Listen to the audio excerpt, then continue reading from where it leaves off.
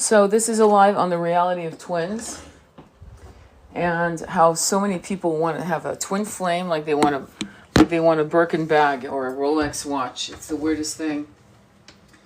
One of the signs that you really are on a twin flame journey, to be honest, one of the many, many, many signs is that you don't want to be in it because it is really a fuckery of the mind, and reality is completely torn asunder, and the pain is unfathomable.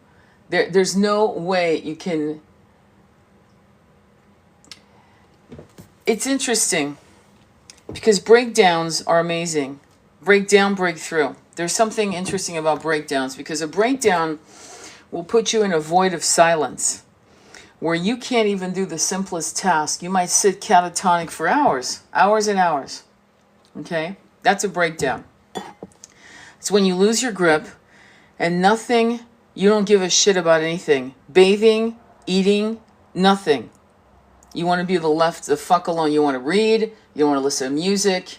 You want absolute silence in the silence of your mind. The dark night of the soul, from a perspective of a twin flame, is alive and tearing you to pieces. There's a difference. Did you see the difference? The difference between a nervous breakdown and a dark night of the soul caused by a twin flame journey. The twin flame journey, dark night of the soul, is tearing you to pieces 24/7. Completely different than the breakdown of silence. Not the same at all. And it makes you turn on yourself again and again, fighting it, begging, pleading, rejecting, howling, shouting, crying, weeping. It's not a joke. And so when you have these little bimbos, both male and female, mostly, no offense to you girls, but so I'm sorry, I'm not politically correct, but I you guys need to survive this shit, because some of the shit on the internet is really sick. Actually, it's sick. You guys want a twin flame. And the sign that you're not there is you want it. None of us on the and the sign that you're not there is you want it.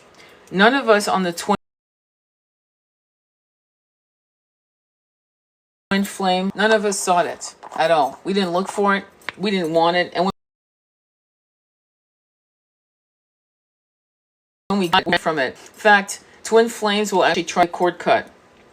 And of course, better people than you and me have tried and failed. So this idea that everyone has a twin flame and that everyone is going into union because you're a twin flame is a dangerous fairy tale. The twin flame journey is going to ask you everything you have in you and things you don't even know you had in you. Acceptance is the key, Andrew says. Absolutely. You've got to accept and surrender. Now, here's the thing that helped me. I went to a place, 20 years ago, one of my mantras was no expectation, no disappointments. That was huge.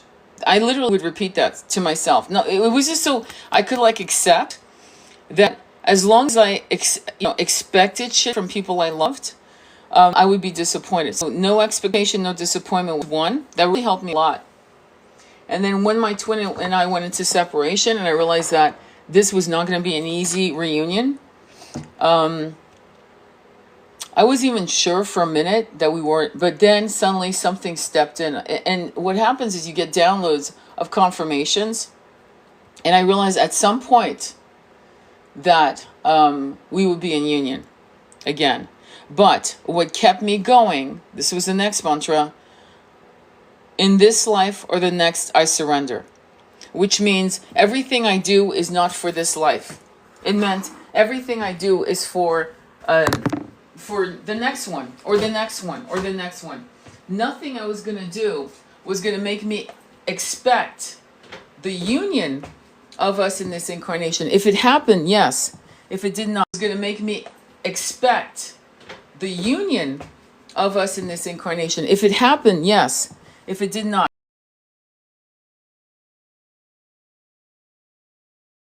So into union, I can't explain. It was what I call an unspoken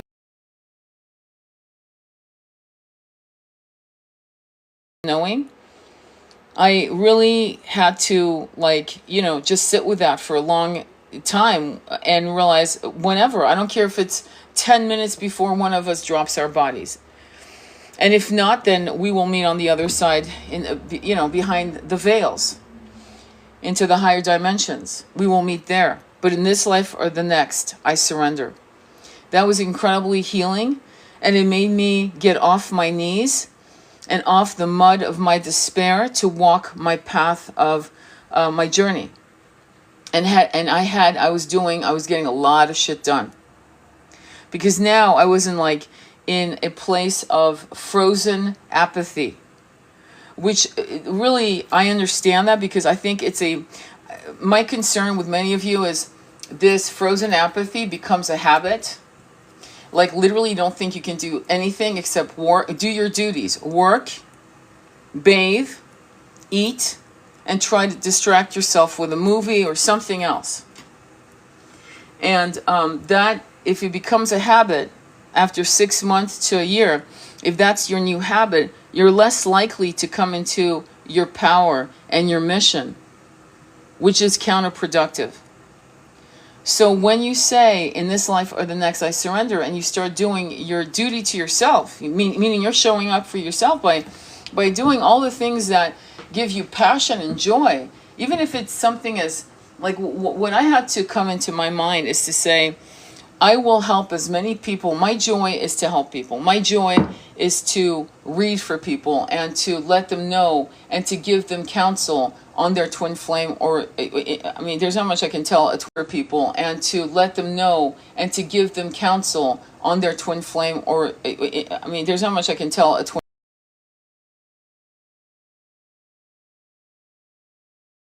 There's not much I can tell a twin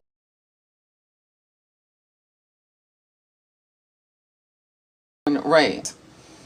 And so that's what I ended up doing, is I just got off my knees and started working to create my mission in this incarnation. And the mission in this incarnation showed itself. Every step I took unfolded a new understanding of my mission. Every step I took forward, every single step, more and more was revealed. Okay, that's how the universe works. Okay, it's just this incredible moon-like journey. When I say moon, I'm thinking of the tarot card, the moon, right? And in the moon, it's a number 18. It's spiritual material conflict. But then it turns into 9. 9 is God's master number, which is co-creating with the universe from the abyss of your own heart, your despair.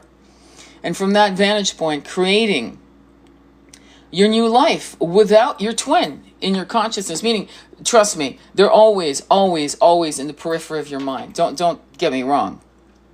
Does that make sense? Thank you, Robert. But it becomes as if you're literally walking on parallel paths. One, that you feel your twin next to you, but the separation is like, it feels like a chasm sometimes. But then suddenly you are focused on the pain of someone else or the need of someone else. And that brings you a sense of purpose, because if not you, then hopefully you can bring someone else into their union. Does that make sense? Or you can bring a star seed. You can talk them off the ledge so they don't harm themselves, you know? Things of that nature become paramount in your consciousness, and you become busy. Suddenly you're busy. You've got lots to do. You've got content to create. You've got a book to write, a hike to accomplish, a mountain to climb. I mean, quite literally a mountain. Maybe there's a massive mountain you've wanted to climb for years. I'll write a book about my twin one day. Does that make sense? So there's so much to do. There's so much to be done. that once you open your eyes to this frequency of abundance as opposed to frequency of lack, which the dark night of the soul can center you into this frequency of lack, which is quite dangerous. It's dangerous to your mental health, to your ability to manifest, and it can actually add stones upon the heart of your chakra, which would create even more self-loathing because now you're sabotaging the unknown abundance lying and waiting for you. That must be fucking, it is a trip to do that to oneself. I mean, it's horrible. And so this idea that, everyone, like I've had, when I was working for this company, okay, as a psychic, because I was doing that for years and years and years. And people were like, because suddenly Twin Flame became the cachet, it was like a diamond ring, or I don't know, a BMW car. It was actually sickening because people were actually not understanding what they were asking. Not to mention that kind of mindsets, believe me, they don't have a twin flame. And this idea that all of us have a twin flame is really, I think, damaging. And it's not an elite thing, by the way. Do you understand? Okay, let me put it down to you this way, because this will really fuck up anybody thinking we're the chosen one, okay? We actually split before this planet was here. There are people saying it was when the planet was here, and let it be late, and there's a lot of anyway, let me just say, we were split as twins, as Plato says, so that we could experience that it was not a punishment, because everything seems to be in the patriarchy, the toxic patriarchy, matriarchy, something toxic. What was happening was very innocent. It was this idea of let's split. You go left, I go right. I'll get as much intel as possible. We got to learn this shit. And many of us were naive, and I spoke about this in a couple of my lives back. You can look it up on my YouTube channel, on the naivete of us as star seeds. Some of us, not all of us, by the way. And to experience ourselves through the various incarnations in various dimensions, the split made sense because we could gather more intel. Imagine if there was two of you, one getting your bachelor's and one getting your master's, because timelines would collapse. Because in the timeline of you getting your master's, you'd already gotten your bachelor's. It would be amazing, right? Two of you, three of you. And so, in a sense, that's what we were doing. We were having actually concurrent incarnations. And then we would get entrenched in these egoic frameworks, and we would forget ourselves. We would forget why this was here. And of course we would forget because of the nectar of the sexual and sensual connection with our twin. In various incarnations, on various planets. Don't think it's just here. And so we got lost. 3D is known as amnesia. What do I know? I've said this before, but it's been a while, so I'm going to repeat myself. And for those of you who follow me, you've heard this before. When I did San Pedro, the grandfather, came to me and said, we want you guys to ascend. And he said, because to come down here feels like going through boulders of rocks and walls of cement and more rocks and more boulders. And very few of us come down and do this. And so we come here to help you ascend, to see. Years later, I saw Dr. Joe Dispenza being interviewed by Lilou Mace, M-A-C-E, Lilou, French woman. You'll see it if you look it up. And it was called Working with Giants. And so in his room, he has giants, light beings on high dimensions that help people who are sick. They have problems with this, that, and the other on a somatic level is what I mean. And one day he walked into the healing room, I'm going to call it that, and the giants, these light beings, spoke to him telepathically, obviously, and said, could you raise the vibration of the room? Because the vibration is very low. And we cannot lower ourselves anymore, because if we do, we will lower our frequency and we will forget our consciousness. We will lose our consciousness, and we love ourselves too much to do that. So could you please raise the vibration of the room? It is not a joke. when we fell into 3D, which I've seen with my Akashic readings with clients, some of us thought, oh, I'll just take an incarnation as a humanoid. It's, 15,000 BC, AD, before or around the beginnings of Atlantis being formed, when Lemuria was still thriving. I'm just going to take an incarnation and I'll be fine. Nothing bad's going to happen. But we would have dropped from 7 to 5D. That's still a drop. And then things would happen in the environment to create chaos, which one of them was Atlantis falling. And at that point, for many of us, not all of us, by the way, which I've clarified in many of my lives, many of us fell into 3D and completely went into amnesia. It was a lobotomy of the soul, and it continued every time we took on these incarnations in 3D humanoid form, every single time. So when you go through this incarnation and you see your twin, there are a couple things you have to remember, though. You will meet your soul tribe members and you will feel an incredible, dear connection with them. It could be your grandmother, could be your father, could be a best friend, could be one of your lovers, actually, as well, as you well know. But when you meet your twin, if the veils of amnesia are part of the soul contract, you may see them, feel an amazing attraction to them. It's usually physical, obviously. And yet, you might want, at the outset, you might deny it. You become a runner before you've even said hello. Yeah, I'm not kidding. That does happen. Or you meet, and for twin rays, many of them have reported, many twin rays, which is, and by the way, they don't have the runner-chaser dynamic at all. But many of the twin rays will actually have sex within the first week of meeting, and they've never done one-night stands. And they're not like that. They're not wired to just jump in the sack. It's not how they are. But twin rays are so pure. They've done so much work in many incarnations that it is imperative that the root chakra, any calcification, is exploded by their union, their sexual union. And so twin rays will stay together and they have no issues, none. Except outside environmental issues, the most famous being Yeshua and Mary Magdalena. That would be the most famous.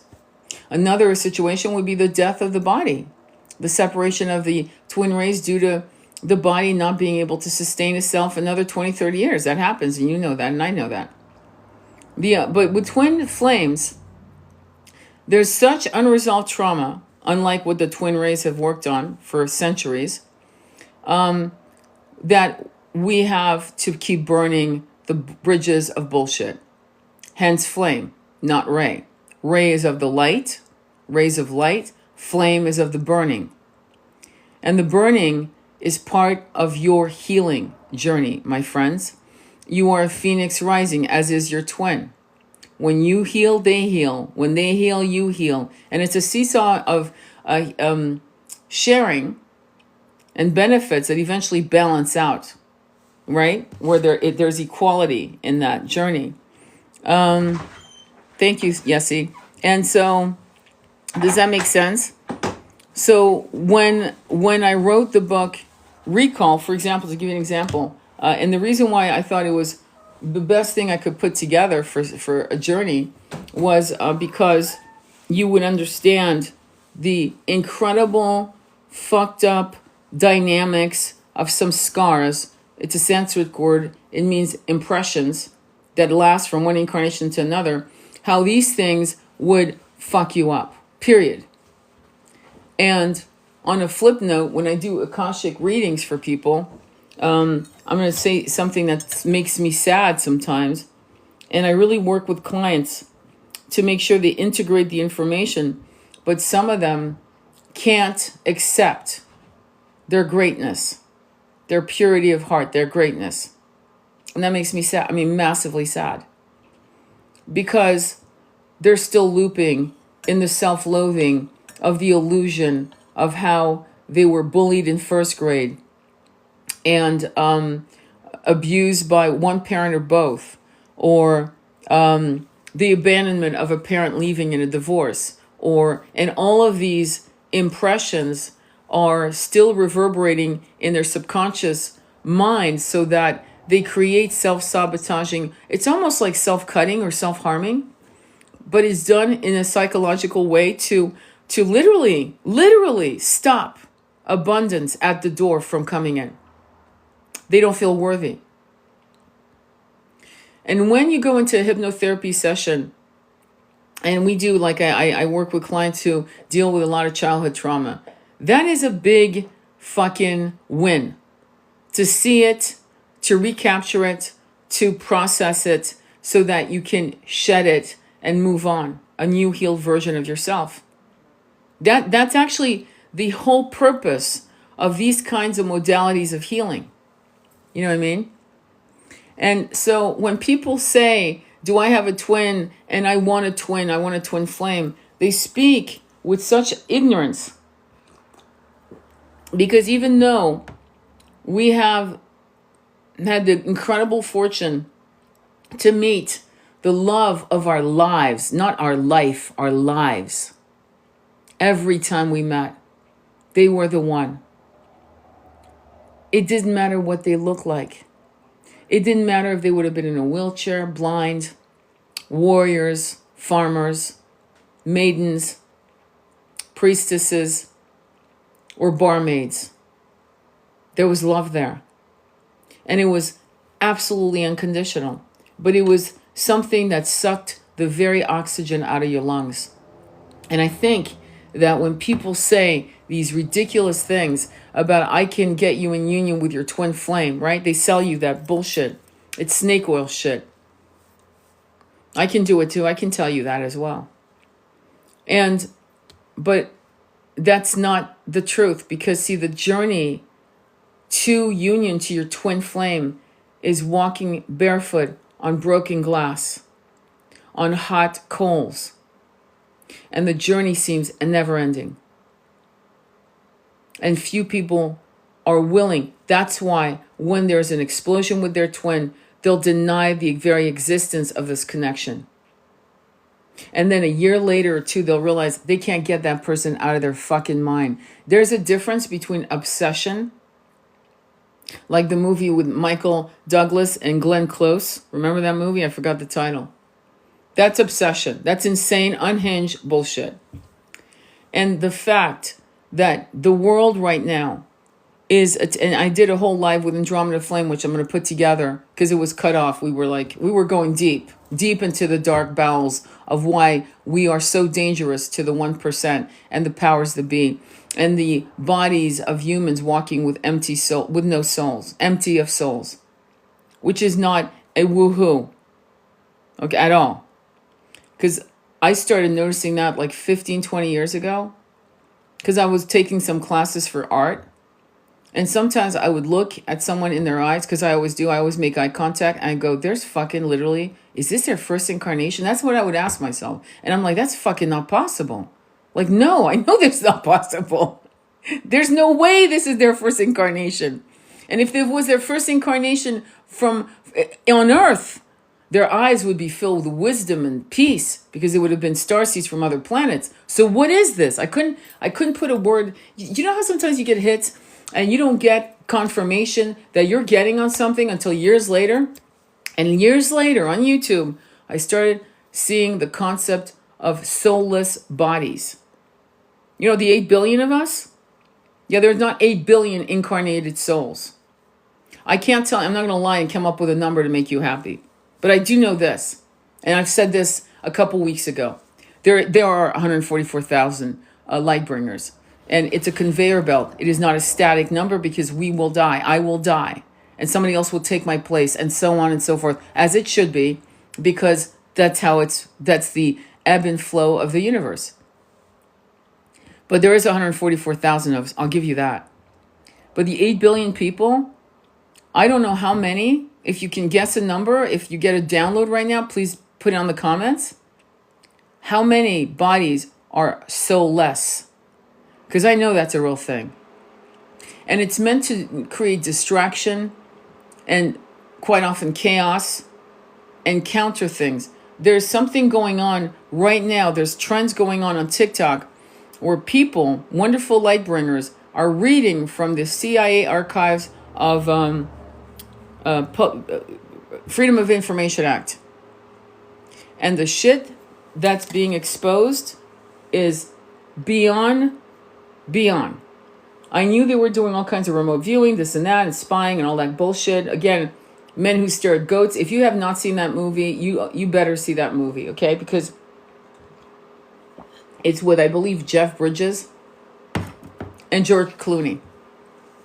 And that movie will get you there. And I remember my father in the 1970s was actually telling me about this shit, by the way, just so you know. So he would hang out in 5-star hotels at the bar. Usually he didn't drink, which was funny. And he would meet the most interesting people. He would have the most incredible conversations. He was like a raconteur, a storyteller. And he was magnetic and charismatic. So people were drawn to him because he was a great storyteller, like I said. But he also listened. So he must have met people that were talking about it. We were very much a conspiracy theory fucking family, okay? Just so you know. Which meant we looked at things that felt off, bitter, tasted off, or what they call in England, pear-shaped. Didn't make sense. And so we as a family spoke a lot about different things that were off the table of the regular 3D family unit, right? And we were young. I was young. My brother was 6 years younger than me. And this was quite often a regular conversation about various things. Oh my God, all kinds of things. But what it did is it teaches, and it taught me how to fucking think and go, wait, hang on. Instead of accepting everything that I was told on the alphabet channel of TV sets. So when I tell you that there's an agenda, that's my point to all this, that there's an agenda to keep us twin flames in separation, I will illustrate the following. Twin flames in separation, I will illustrate the following. Nothing to do with twin flames. Has everything to do with frequency after what I just saw on a particular document I have, which is Freedom of Information Act. You can get it too. On how frequency, sound impacts the consciousness of a human being, of the 3D brain. Done by a PhD. The paper, and he's reporting to his commanding officer or whatever. CIA. Okay. And in 2016, when I would listen to 528 hertz and 432 hertz and so on and so forth, I don't want to go, you get the picture of music. I never saw 440 hertz. The only time I saw 440 hertz was somebody doing a video to say why 440 had been implemented in 1939 by the Rockefellers to set up the instruments so that they would have 440, because 440 was not good for human consciousness. Period. Just like dogs hear whistles we can't hear. Just like we can't see the full frequency of light waves, so that half the shit we basically we're legally blind. The chair I sit upon right now is a chair, but there might be so much more in this room besides the fridge and the stove that I will never see. Probably 75% of the shit in this room right now as I speak, and in your room you can't see. So we're legally blind because our mortal 3D eyes can't. So when you have downloads, when you get telepathy signals from your twin, when you see dead people, shit like that, you're actually hacking out of that limitations. Let me go back to 440 because it's important. So listen to this. This started 2 years ago from what I saw. I saw it 2 years ago. 2 years ago, I was looking, like I always do, for high frequency music. And I started seeing 440 hertz meditation. I'm like, what the fuck? What? And this was big. And I was like, wait, hang on. And so I was putting 442 hertz, more Solfeggio 440, which is it's like a clash of ideas. 440 hertz. I was like, what? Binaural beats 440. I'm like, what's going on? Now, I didn't realize, okay, the full power that the alphabet government channel I just mentioned, I'm not going to mention it again because yesterday we mentioned it freely, me and Andromeda, and we got pulled. I had to appeal it, my live. Okay, so you got it, right? If you don't know what I'm talking about, type it up for someone who's asking, because I'm not saying it again. Not a third time. I'm not playing Russian roulette with my live. But with that said, if they're going to do that over music, over sound frequency, and they know about the 144,000, and they know about the power of twin flames, and they know what we are, and they know about trust me, they know about sexual energy, they know about chakras, they've been studying this shit for over 50 years. Beyond, actually, more than that, 75 years. And it was never to help us, but to harm us. And so when you realize that many of the things that are surrounding you that you take for granted, like popular music, like I'm not saying the music's the devil, but I remember in the 70s when I was a kid, we had record players. People would say, oh yeah, if you play the record backwards, it says the devil is Satan and all that. And was it true? Yes, actually it was. But it didn't bother me. It didn't bother any of us because we were like, oh, whatever, I'm not even buying AC/DC anyway. I'm more into X, Y, and Z, right? Whatever it was. Susie and the Banshees, for example, or whatever, right? And so what I'm trying to say to you is that these conspiracy theories that you feel make you a tinfoil hat nutter, as David Icke likes to put it, is something you better embrace, or else you will not be able to navigate your twin flame journey, because it's not about you having the nookie and the hoochie and the coochie. It's about you fucking waking up. Remember I said in 70 AD, when we were having our incarnations as Pleiadians, in particular Pleiadians, we were innocent. We couldn't wrap our heads around the concept of reptilians harming us. We wanted to bridge the gap. And we didn't realize that they were very much like the Klingons in Star Trek. And all of this sounds like paranoia, but it's not. I'm not afraid at all. Why? Because it doesn't matter to me. What matters is I know what I know, and you need to wake up and know what you know and realize that during the whole time that we've been put to sleep with this whole Darwinian theory of the humans being created out of monkeys, while this is what is blowing my mind, holding on to that from the 19th century historians, anthropologists, Egyptologists, all these motherfuckers did more harm to us than any other century of historians and archaeologists and anthropologists and Egyptologists. More harm. I'll give you an example, and then we'll move on. When Pompeii was found, well, not found, but excavated correctly during the Victorian era, there was a whole erotic, the level of sexuality with the Romans is unhinged. Watch the show Rome, and you'll see it. It's unhinged. They would have graffiti all over the place with Priapus all over the place and shit like that, right?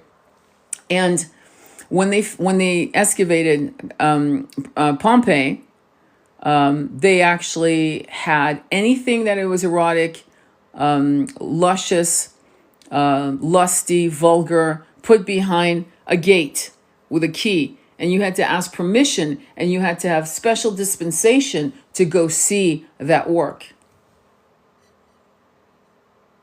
So these connections of the root chakra and shaming, and constantly the message of shaming the lower chakras, the constant shaming and shaming, the overt obviousness of child porno being unable, we just can't seem to stop it. When you know, and I know they can stop it if they wanted to, but they don't. Is to create a deviancy to people to harm the new star seeds being born through the root chakra. There's a lot of shit going on.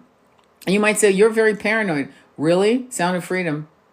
People were crying, oh my God, I didn't know. You didn't know? Really? You didn't know? What have you been doing for the last 30 years on this planet? You didn't know that this was happening. David Icke has been talking about this for decades. Decades. I talk about him all the time because if anyone has suffered as the truth bearer, it's him. It's been bad. And so, but he's not afraid. He's not. I'm not afraid. He's not afraid. A lot of us who are very clear-eyed on what is the situation, we're not afraid because we know where we're going. But when you decide to be asleep and energies, because you're an empath or you're a psychic unbeknownst to you, because, you're asleep, and you're getting energies, right? I just spoke about frequency. I'm not even going to go into 5G. Forget that. Let's move on. But when you're getting hit by the energies of people being harmed, flashes of images that aren't yours, you're like, I'm not even, where the fuck did that image come from? Whatever it is, or feeling that rips you through your body. It's because you're picking up on someone being harmed. And so the reason why that doesn't happen to me anymore is, I have to say, self-protection. Because I've had friends, in fact, I have one friend, an ex-friend, who had a lot of mental problems, not because she was mentally ill, but because she was psychic, telepathic, and could hear people's thoughts. She wasn't wrong. And she took pharma to lobotomize it, and that very thing was the wrong move. Instead of learning how to harness it and control it and pull it out when she needed it and putting it back on the shelf when she did not. She did not know how to do that. And she needed a good teacher. And she was so enamored by pharma and her doctors that she never wanted to, hence why we're no longer connected, because I'm not here to watch someone self-destruct. Especially when someone doesn't want to be helped. You don't want to, force yourself on people, which can be quite painful. But ultimately, you're going to have to get used to that. That there's some people that you're going to see and you have the answers, and they will slap your hands away. You'll try again, and they'll slap your hands away. Plato's parable of the cave is a good example of that. Does that make sense? So, I'm going to see if any of you have made any comments. Thank you, Jennifer. So, any questions or comments on your end? No? Okay, cool. So, when you go through this journey, right, and you're going through the awakening and you feel more and more isolated, know this. Many of us are amongst you.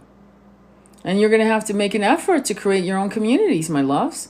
Through Telegram, through WhatsApp, as I have. I did it originally with Andromeda to do classes, but the community has grown into something more than that, And some of us are very careful as to what we want to say on the community because we don't want to be politically incorrect. But I've told, my members, right, say whatever the fuck you want, we'll work it out. We'll work it out. We'll talk about it. And that's going to be our key here. Because we have been trained, like Pavlov's dog, to muzzle our truths. And until you lay your truths down to other people on your tribe, they might say, oh, yes, I've been thinking about that too. Holy shit. Or they might say, you're going too far. And a good debate ensues, which is very important in clarifying and clearing the pathway to our ascension. It's actually essential. This is why you're hearing people talking about woke and awake. Oh my God, woke. And oh my God, you're politically incorrect. It's like, you better be politically incorrect. George Carlin would have had a fucking field day in what we've been going through in the last 3 to 4 years. A field day. He would have had standing room only, sold out tickets. Because we needed to hear someone like that. This is where you're going to have to get very comfortable in being uncomfortable. You're going to seek discomfort for your highest good and the highest good of others. You are not here to lick anyone's boots, much less your own. You're here to grow. And in that journey comes very politically incorrect dialogue. To get to the truth, you can't get to the truth without digging. I can't mine diamond unless I go with a pickaxe. I can't go find gold unless I go in the mud, in the rivers, with my little, sieve. I can't, do you understand? I have to get dirty. My hands, my nails. Wherever I excavate quartz crystals in caves or whatever I do, it's nasty to go there. But then it's cleaned by water. And all the dirt and the mud clinging to it is shed. And we get to see the glimmering truth. Is it gold? Is it diamond? Is it a quartz crystal? And the concept of this whole woke politically correctness is harming our ascension. That's why I say woke is not awake. It's not. And a lot of us are talking about it. A lot of us are. We will not be fucking muzzled by anyone. Okay? And if you know me and you don't, I would read and write poetry about same-gender love. I've been interviewed in the 1980s when men were dying of AIDS in San Francisco. And people interviewed me and the father of my son saying, and we were in our 20s going, you think gay men should marry? You fuck yeah, you should. Of course they should. Let's not confuse the rights of human beings to do whatever the fuck they want with the agenda that woke has given. And woke is definitely has an agenda. Everything I've seen coming out in the last 5 years has had the alphabet government thumbprint on it so far to create mass chaos, confusion. And no one is unscathed by it. Look at what happened to Elon Musk's eldest son. Okay? Transgenderism is not a new, no one's invented this. This is not, oh my God, it's the 21st. No, it was happening in the 50s, my friends. Beautiful men who turned into beautiful women. It's not the first time. In fact, it goes all the way back to India. Okay? Where men, in fact, there's some sect that actually support that. It's ancient. No one's inventing anything new, my friends. It's called Know Your Fucking History. And I'm good with that. I've been a gay male. In fact, I wrote a poem called In the Arms of Victorious. And I was fascinated by the sacred band of Thebes, which you can look up. And in the arms of Victorious, it is a Roman nobleman in battle with his lover. And I read it out loud in cafes in Pasadena, California. I had gay men coming up going, fuck you, wow. Okay? And it's not to pat myself, it's to say it was connecting. Why? Well, because it was a past life I had. Why? Because in that piece, which is true, it's actually a historical fact, when a man loved his man, he would adopt him as his son so he could inherit. They couldn't marry, so the back door was, I will adopt you as my son. And now you can inherit my property, my slaves, my lands, even my title. Did you know that? See, most people don't know that. So woke is ignorance and awake is knowledge. Do you see the difference? Do you get where I'm coming from here? So it's a whole different world, isn't it, when you're awake? So that's the difference, my friends. In history, ladies were not allowed to act on stage. Men played these roles. Yes, Shakespeare. That was known in Shakespeare. Yeah. So, there's a lot going on where we're being manipulated and muzzled to use the word grape and unalivened and words that pasteurize the emotions connected to those two words. We're pasteurizing our language. Now, I don't know if you know this, but Voltaire was one of the ones who created the French language as we know it today. It used to be kind of like, you know this, but Voltaire was one of the ones who created the French language as we know it today. It used to be kind of a little guttural, I guess. was something that was constructed to be elegant and to have the same word could be used in a sentence to mean something completely different due to the metaphor qualities of, and languages can do that. When you take a people's language, like for example, what we did with the Native Americans, and I studied this, by the way. When you take a people's language, like for example, what we did with the Native Americans, and I studied this, by the way. When you take a people's language, like for example, what we did with the Native Americans, and I studied this, by the way, you strip their identity. When you take away their culture, you know what I mean? How they approach a culture, you strip them. And many of us, including me, because I have past lives as a Native American, many actually, many, you'd be shocked. Part of my massive trauma was hair cutting, stripping, shortening my hair. Absolutely traumatic. Very, very similar to Samson and Delilah, taking away the power of, because hair is known as a psychic antenna.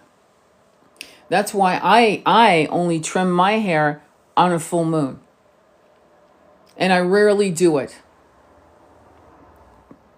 And when a woman can't get her hair past her shoulders, it's trauma. It is, because hair grows, so what the fuck is that, right? So it's trauma. And it's trauma from childhood, or it's trauma from a past life. Just like scars are sometimes remembrance of a wounding. Like I have a scar on the palm of my hand. I've had it since I was a kid. It looked like it was stitched up. There's no fucking way. I never got hurt like that. My mom couldn't figure it out. It makes no sense. It's from a past life. So birthmarks, things of that nature. And the alphabet government channel, right, which I won't mention. Jennifer, you can type it up again as a prompt, knows this. They know shit that we can't even wrap our heads because we're not that evil. The sad part, and Kennedy knew it, was that it needed to be dismantled for a reason. He knew what they were doing, and he knew it was wrong. And you know what happened to him. So I think that we need to, you may want to look up Laura Eisenhower. You might think she's woohoo. Look up Sasha Stone.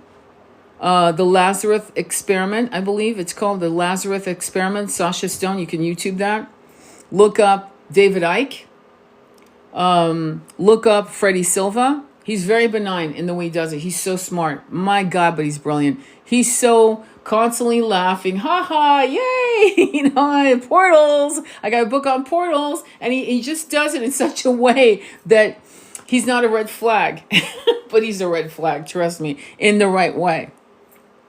And then you've got Graham Hancock, who's just totally, he's just fucking chill. He's done ayahuasca like I think 50 times in the jungles when no one knew what the fuck that was. And so you've got these heavy hitters that are massive. And then you've got a lot, I'm going to be straight up with you. There are women right now, and we small women, meaning us who are high priestesses who are talking to you like this, we are under the blankets of the consciousness of many. Do you understand? No one knows we're alive. And that's why the men are the ones who are speaking these truths in a very public way. There is not a woman I can refer to you at all. Even Marguerite Rigliosini or something like that, with her cult of the priestess books and things like that. Fucking, you don't know her from Adam. And yet she's talking about the Immaculate Conception as a concept. There's a particular word with Parthogenes. And she talks about how it was a high priestess process to be able to reproduce without the seed of a man. Yeah, she's considered crazy. Be able to reproduce without the seed of a man. Yeah, she's considered crazy. But you have to understand that when women were of that level of consciousness, we were in 5D. So it's in 3D, yeah, it's probably fucking difficult. In 5D, it's not.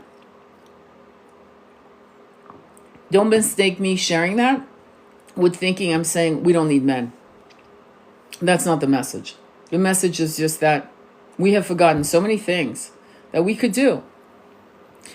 People right now, as we speak, in certain parts of the world, will sit in a cross-lotus meditation and levitate. That's it. They will go into the mountains, as I've said many, many times, and in completely doused in water. And within 20, 30 minutes, in the middle of the snow, up in the Andes or wherever, and literally be hot as hell. Like they'll be steaming, meaning they're dry as a bone and they're not cold. From meditation, controlling the mind. And because when Tibet was open to the world, you know what I'm saying? Being the ceiling of the world in the 1920s, in the turn of the century, in other words, 19th century, 20th century, there were people going up there and experiencing, Westerners experiencing magic. There are stories of these Tibetan monks being able to use their huge trumpets, I don't know the name of it, and using those trumpets to use sound frequency. We're going right back to sound. Remember 440 hertz? No. Using frequency sound to lift monoliths from one place to another. Using sound.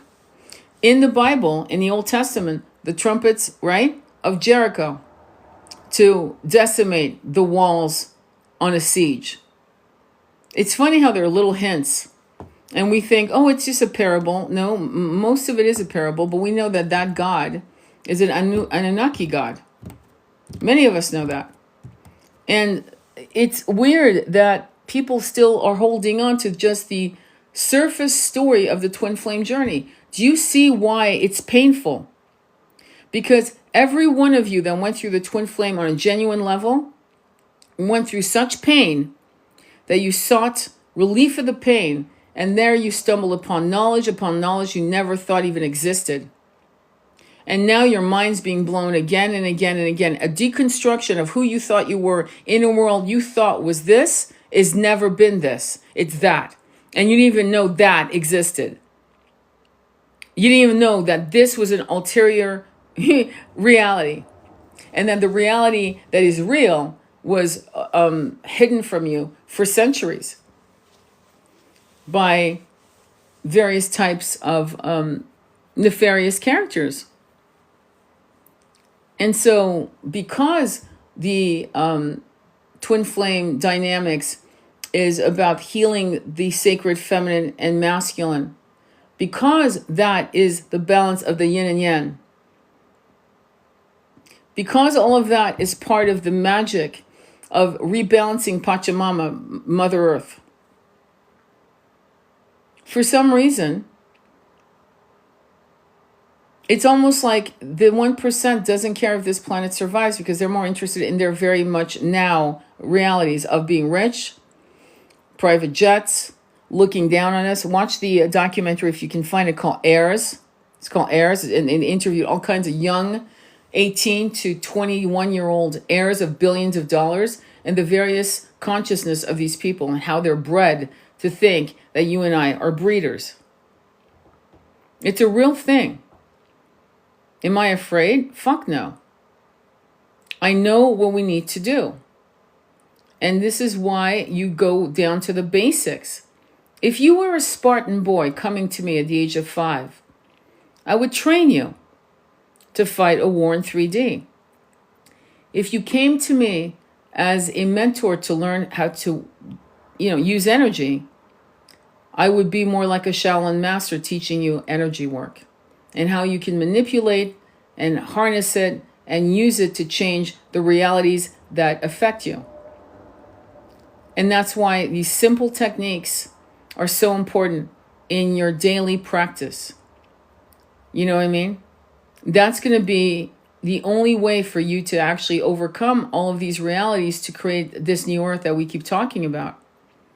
If you keep staying within your little circle of what you've been taught to believe is true, you will loop into the next incarnation in separation, in union, and separation again with your twin.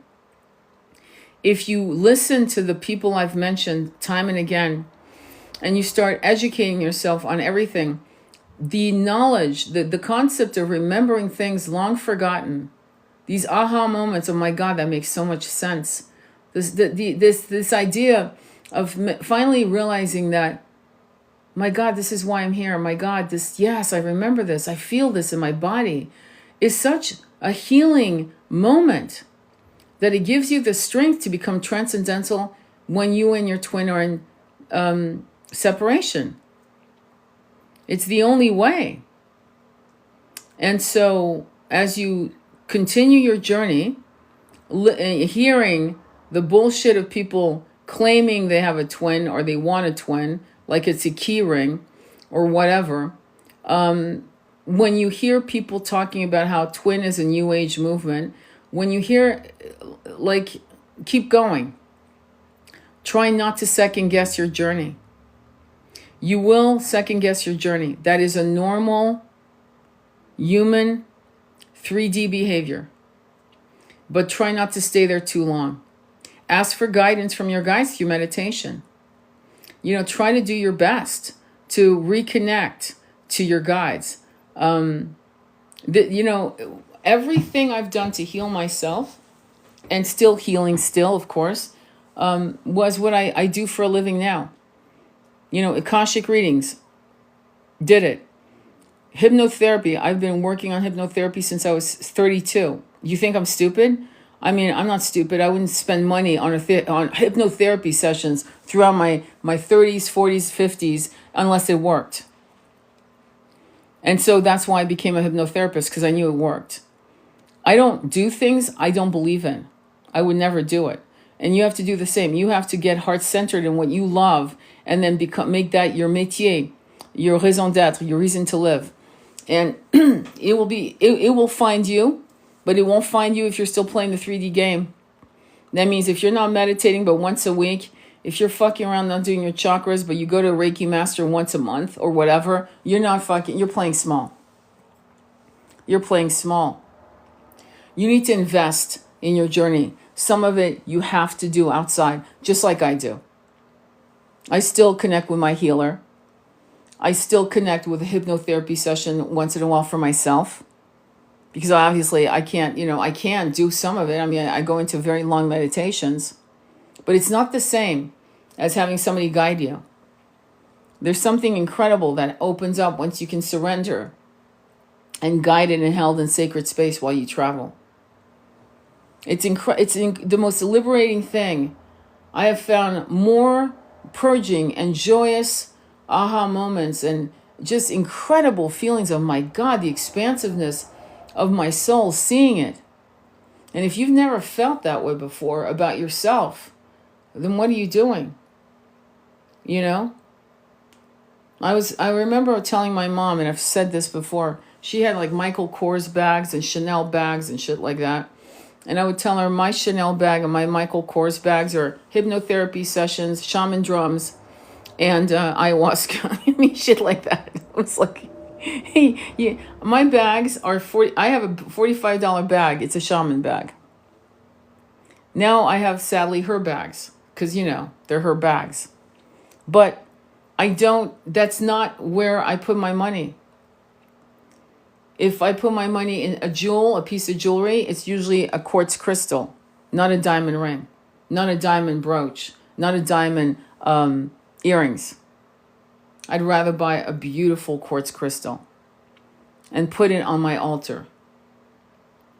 You know what I mean? So what happens as you go through the ascension, through liberation, through awakenings, through many, many awakenings, through knowledge, lost, forgotten knowledge, and all of that, you will actually change the way you dress, the way you decorate your home, the way you even show up physically, the way you smell. You may stop doing this and do that instead, meaning you might go into oils or this or that. In other words, it's the weirdest thing, but suddenly, like I used to wear black, and trust me, black's a great color, don't get me wrong, but suddenly the idea of wearing black was so abhorrent to me that I stopped wearing black.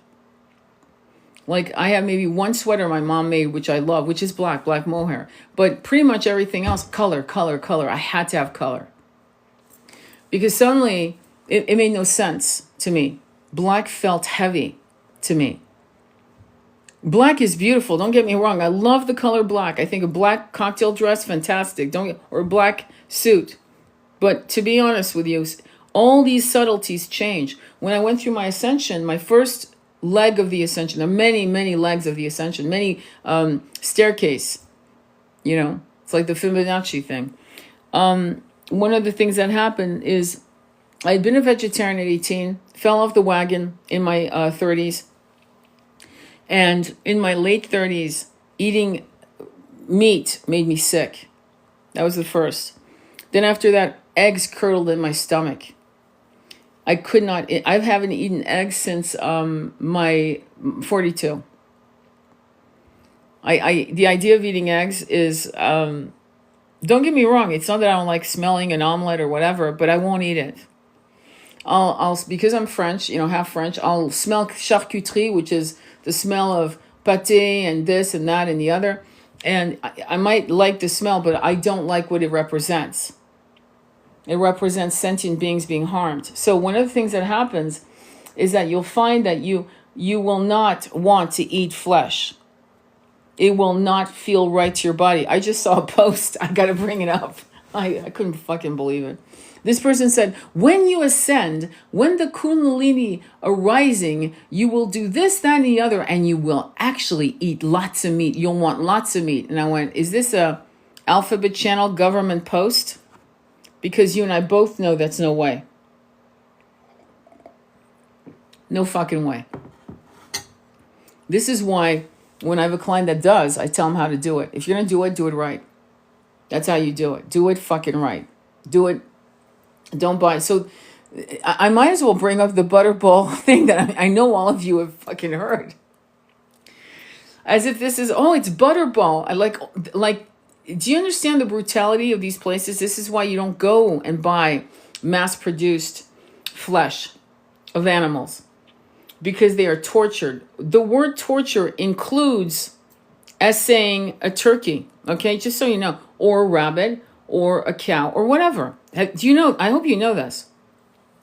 And the fact that people are in shock and they decided not to buy butterball turkey as opposed to just no turkey is do you see the consciousness of people? They're actually going to ban the company, not the process. Thinking that little lambs are okay, pigs are okay, they're all okay. Cows are okay, calves are okay. Come on. So if you're going to do it, go to a farmer who does it humanely. Because there is a humane way. And the irony of ironies, and I used to work in a cordon bleu school, which is a cooking school well known in France. And we all knew that the way the animal was taken down impacted the flavor and texture of the flesh. This is common sense. So if you're buying, you might need to buy a 10-pound turkey, right? Because you bought it from the farmer because it's going to be $45. It's organic. But guess what? It's been humanely handled. The farmer actually has a heart. In fact, many of these farmers, by the way, many are actually waking up and saying, I can't do this anymore. Like, I can't do this. Like our neighbor took 10 chickens and did it boom, boom, boom. And he went, I fucking can't do this. I just can't do this. The consciousness of people are awakening. And I said to my son who told me about our neighbor who did this, and he was like a mess. I said, unless you can do it, because I have respect for hunters. I mean, good hunters, not these assholes that just blow up the legs and they don't know what to do after that because they're stupid. I'm talking about a good hunter, a good shot. Is they do it and they have a good shot and the animal is boom, it hits the ground, it's gone. I respect for that. I have respect for that because the Native Americans, the Celtics, we all did it. Let's not play games like we were vegetarians fucking 3,000 years ago, or 2,000 years ago, or whatever, right? But if you can't do it, don't eat it, is my philosophy. That's mine. That's my philosophy. And it's a philosophy I learned a long time ago. And but again, I was raised, just so you know, in France, in the open markets, you'll see rabbits hanging. Whole, everything had a face. Let's put it that way. And what I loved about Anthony Bourdain and Gordon Ramsay is they all said it should have a face. In fact, it should have a name. So I think that I'm not judging anyone that eats meat on that level, on the level we're talking about, conscious eating of meat. It's called conscious eating. It's called no violence on your plate. And that also, as you become a vegetarian, many of you will become vegetarians. It'll be a very interesting transition. You'll be in shock. You'll be shocked at your body rejecting certain things, which is normal. It's part of the ascension. But for those of you who are still locked and loaded on this blood thing, the blood tests of, well, that blood is this and that and the other. One of the things you have to understand is being dead. Being dead, which my twin had coined, is when you don't have enough of the proteins. Rice and beans is a perfect protein. It's a master protein. Things of that nature. And you'll learn to eat well. Because some vegetarians don't know how to fucking eat. They'll eat sweets. That's not eating nutrition. And if you're lucky enough not to live in America, just to say, I'm sorry, guys. I have to say, you will have nutrition in your food. Whereas we are in America, as you well know, struggling. They've made it illegal to make rice with plastic or something like that. So there's definitely an agenda not to help us, but to harm us. I mean, when that's legalized. And I'm not making that shit up. I wish I was. I really wish I was making that up. But I'm not. So the whole ascension train of a twin flame. Can you imagine? You saw a person you were sexually connected to, spiritually connected to, and then the dark night of the soul led you to people like me. Doesn't that blow your mind? I mean, now you are doing a 360 going, holy fuck. It's not the world I grew up in. No, but it's the world that was always there and you never saw until today. And that's huge. That's what the twin flame journey is. That's all it's always meant to be. So this idea that we have to be in union in this incarnation, I get it because we're still limited to this life. I want the nectar and the nookie in this life. Instead of realizing that this is a planet school. And everything we do here is to plant for the harvest of behind the veils. Which is a way, way better fucking harvest than this one. But yes, some of you will come into harvest in your incarnation. And you will continue the beautiful nectar of harvesting the relationship of you and your twin in union from this incarnation to behind the veils and the next incarnations on higher dimensions. Absolutely. Some of you, no. It will be in the other side of the veils. And it's all win-win. As long as you can see it as a win, you're good to go. You're good to go. You're gonna be fine. But you have to be in. Hey Jackie, it's good to see you. I think you're new here. So I'm gonna upload this live. I'm gonna work on me and Andromeda's Flame live to see how many fuckeries they did and try to splice it together. But I want to thank you all for being here. I have no membership, no memory. I remember street addresses, happiness, toys. I gotcha. Anyway, so if you want to do a reading, an Akashic reading, or a tarot reading on your twin flame, or a hypnotherapy session, you can hit me up. Go on my profile page, and you'll see the link tree, and it will have the links to those. And if you want, you can DM me if you want me to put you on my mailing list, so you can get packages that I'm putting together actually for the holidays for 2025. If you want to buy my book, Recall, it's also on my profile page on the link tree. You'll see a lot of it. It deals with an actual twin flame journey. And it's a true story. It's mine.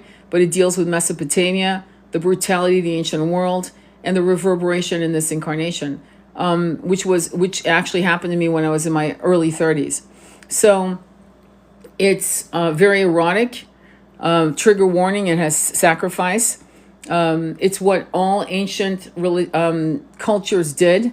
There was this, which was very Anunnaki influenced, by the way, and it spiraled us into going into more karmic debt. And so the release of karma, I can give you this truth, which I learned from Pachamama, is the release of karmic debt, good or bad, because even good ones can keep you looped, is self-forgiveness and forgiving others and self-love. Once you've forgiven yourself, you can really love yourself unconditionally. And these two components of forgiveness of self and others and self-love is the epicenter of your successful journey to ascending, so that you will not be a frequency match to 3D Earth. You will be in a 5D Earth or in other planets, higher dimensions. And if you ever should want to visit here, you'll do it when it is solidly rooted in 560. All right. Any questions or comments before I go? And I want to thank you all for being here. I really appreciate you. Let me see. I want to make sure I didn't miss anything. Any other questions or comments? All right, my love. So please don't get hustled. I will never DM you for reading. Just go on my profile page and fill out the intake form. You'll see the website, and then we can chat before we book a reading. Thank you. Thank you, Tony. Always grateful to you. Thank you, my love, light, and spirit. That's very loving of you, and I appreciate you being here. I appreciate all of you being here. Go on my YouTube page. If you missed any of this or any of the other lives, go on my YouTube page. And again, recalls for sale and my book. And I'm looking forward to speaking with you again very soon, probably tomorrow. All right, sending you much love on your journey. Namaste.